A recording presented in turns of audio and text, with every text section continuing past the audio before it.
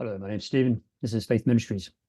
Now, for many of you who've been watching the videos I've been putting up over the last few months, looking at various Bibles, in particular some of the older Bibles, you would know that at times I talk about the different texts, the Hebrew texts, the Greek texts that come up.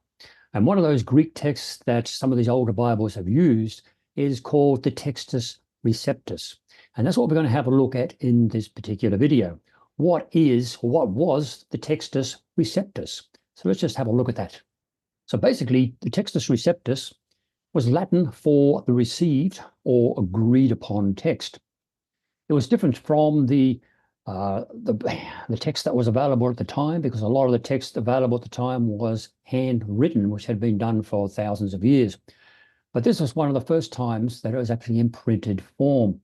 It wasn't until the 1500s that the actual Greek text became more available or readily available for scholars and theologians, etc., to be able to examine themselves. The actual type that they used for the text was called Byzantine, and there were actual several editions of that at the time.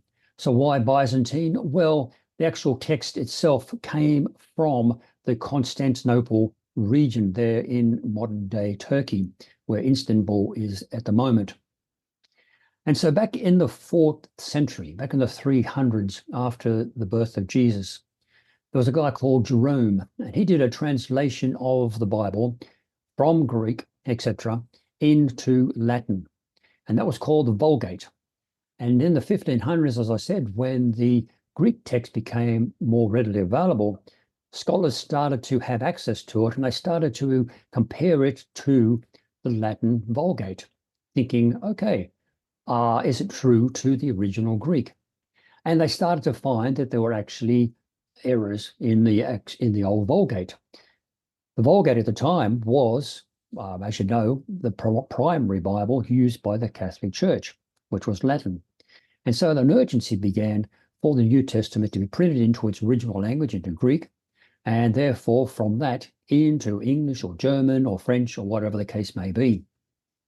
So we have two major early printings of the Greek New Testament.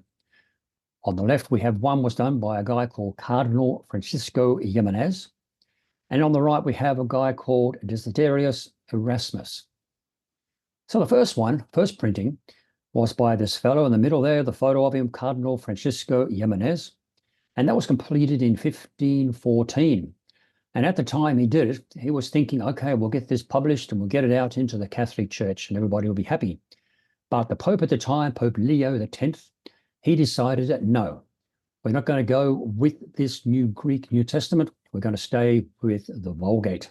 Erasmus heard about this being happening, and he thought, I've got to get the Greek New Testament out so that it can be studied more accurately. And so we have Erasmus, this photo there on the left, and he worked in conjunction with a guy who was a printer called Froben. And he worked on about 5 to 7 Greek manuscripts. Some say more, some say less. And in the first printing they did was in 1516. And as people looked at it, they thought, wow, this is great. But then they started to compare it to the actual original, but also the actual writing of it. And there's a lot of proofing errors, spelling errors or layout errors, etc. And so a second publication to correct some of those was in 1519, but still there were many errors. If you're interested, some of the manuscripts used by Erasmus was the first one, 11th century manuscript of the Gospels, Acts and the Epistles. Secondly, a 11th or 12th century manuscript of the Gospels. Thirdly, a 12th century manuscript of the Acts and the Epistles. Fourthly, a 15th century manuscript of the Acts and the Epistles. Fifth, 12th century manuscript of Revelations. A manuscript of the Gospels, and a manuscript of the Gospels again in the 15th century. Eighth, there was a 12th century manuscript of the entire New Testament except for Revelation.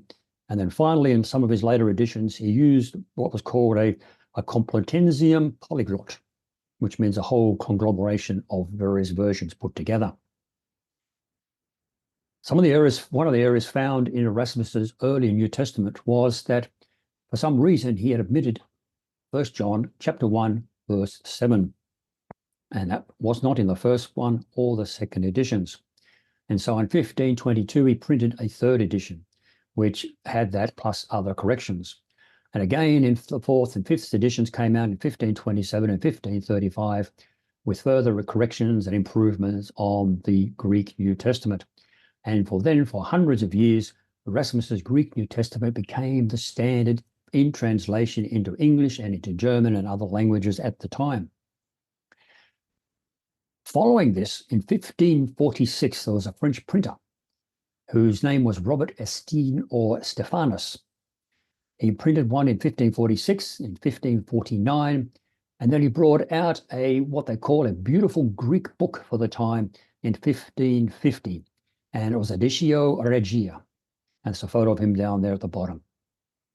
Other people then followed on after Erasmus and Stephanus, and there was a fellow called Theodore Beza, and he was a friend of John Calvin, as many of you would know, one of the instigators of the Reformation, and he printed the Greek New Testament also from Erasmus's work. Then there was another couple of guys called Abraham Elzevir and also Bonaventure Elzevir. In 1624, they published an edition of the Greek New Testament. They did a second one in 1633.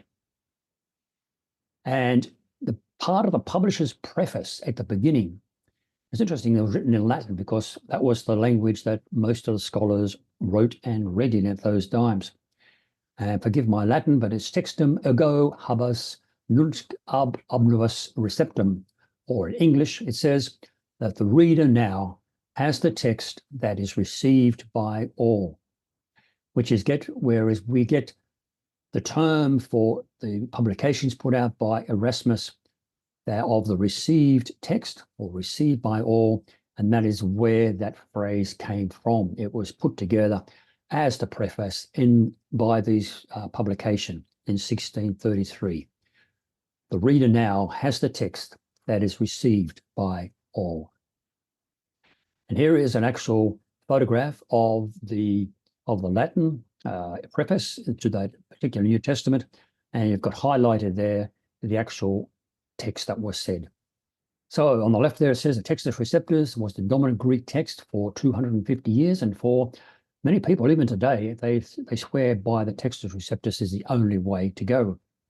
But in 1881 we had a publishing group called Westcott and Hort, and they published the Greek New Testament, which became more popular than the Textus Receptus over the next few years.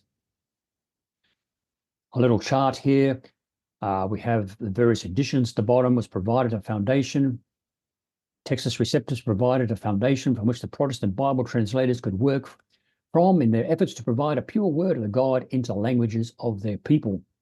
And as you see on the left there, we have Erasmus's. We did 5 editions. Stephanus with 4 editions. Beza with 9 editions. Elzevir's with 3 editions. And then there was a jump there for 100 or more years till a Scrivener came out in 1894. So some of the Bibles that we know today have come from the Textus Receptus, ones like Tyndale's New Testament in 1525, the Coverdale Bible in 1537, and the King James Version in 1611. So there you have it. Rather a brief but concise look at what the Textus Receptus is, and also how it's evolved, if you like, over the years and was improved upon and added to and reprinted and reprinted and reprinted, and then to become the most popular Greek New Testament to be used for several hundred years. It's foundation of many Bibles that we know today. And in the future video, I hope to put together a look at the Bibles that have actually used the Textus Receptus. I hope you enjoyed this video, and if you did, please like, subscribe, and share so more people may see it. Until next time, God bless.